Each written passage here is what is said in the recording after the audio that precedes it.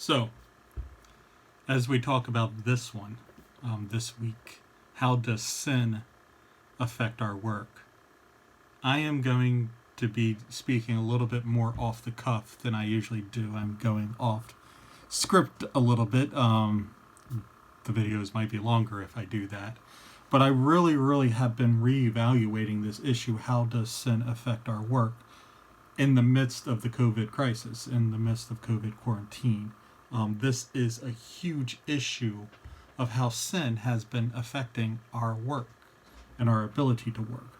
But before we get into and looking at how sin affects work, I think like a lot of other things, we need to define sin, because sin is a very interesting word. It's Christians use it a lot, and we use it in ways that we often mean different things when we use it, and we have to nuance this word. It's a lot like love. Love can, really mean a lot of different things. So can sin.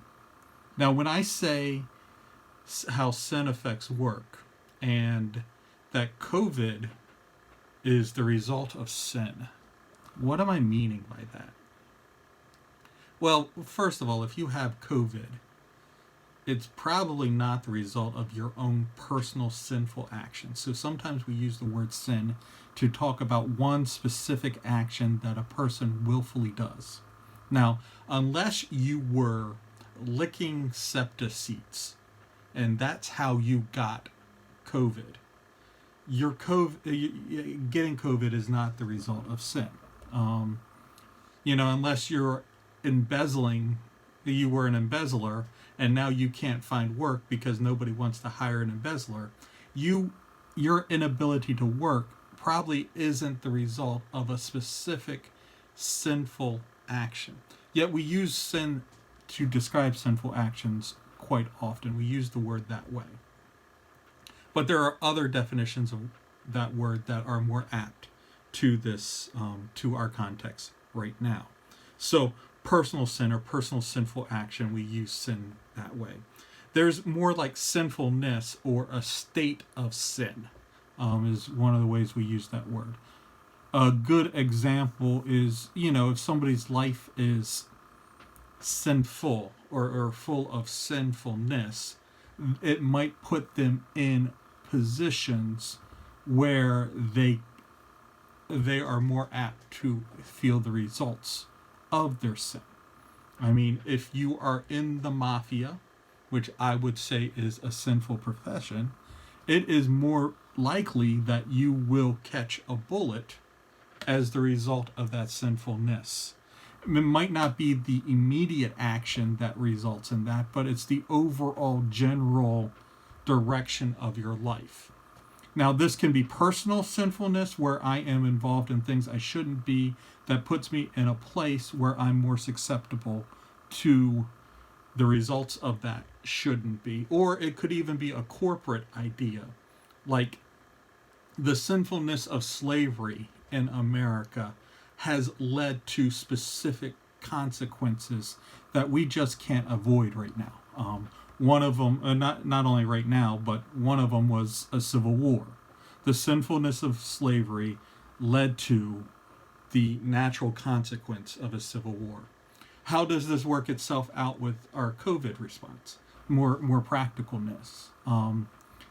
The sinfulness of some leaders throughout our history, let's say even the last 50 years, has created a sense of untrust in our culture.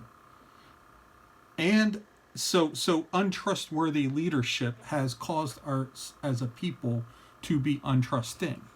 Or an untrusting people has caused us not to trust or not to see our leaders as trustworthy. And we can see a lack of trust in every aspect of our response to COVID-19. And that would be how sinfulness can affect us corporately at this time and actually affect our work.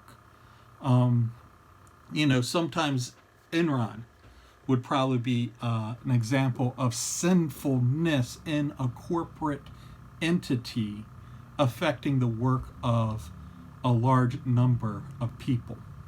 But there's one last way we use sin that is just probably more apt than even like this idea of corporate sin.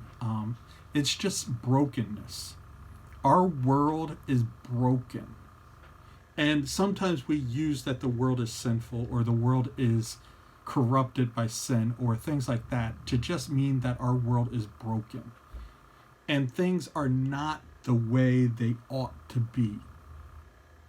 And that's quite often when I say that COVID is the result of sin. I probably should more clearly articulate that COVID exists because our world is broken, and it's not the way it ought to be running. And we can see this. Week 5, we went over the fact that humanity was created to work, called by God to work in God's context and God's community. And we can see how the brokenness of the world has affected every aspect of how humanity works. We were, sometimes we are created to work, but we are limited in that createdness. Like me, this ear doesn't work, and that limits what I can do in my work. Just the way I hear things, I can't sing. I can't sing. I can't hear music the same way other people do.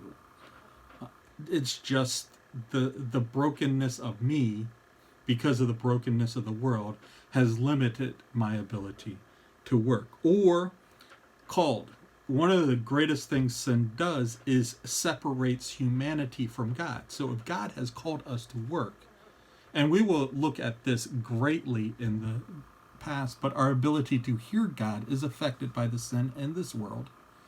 And our call to work from God is limited. Our ability to hear God's call to us about our work is limited by the fact that we can't hear God very well because of the sinfulness in our world. Our context, the world around us, what we work in, has been affected by sin. And our community, who we work with, has been greatly affected by sin. In the next 2 videos on this lesson, I will be expounding on some of these. And then we'll have an entire 2 lessons later about hearing God's voice and God's call for our work. But sin has greatly affected our work.